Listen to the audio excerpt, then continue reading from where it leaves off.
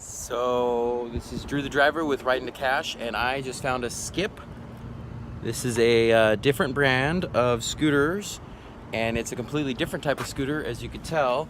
It's got a wider base, bigger tire, more heavy-duty stuff. It folds. It is adjustable. It has a shaft that adjusts, and it's just a lot more features and sections to it. And it even has a different type of setup for showing your speed. It is slower acceleration, not as powerful braking power because there's a little bit of a delay. You got to push hard on it. Same price, $1 to start, 15 cents a minute, and I believe when you are charging them, if you want to sign up to be a charger in the San Jose area, you end up getting a little bit less. It's like $5-6 each, kind of like Bird. And I'm gonna end my ride right now.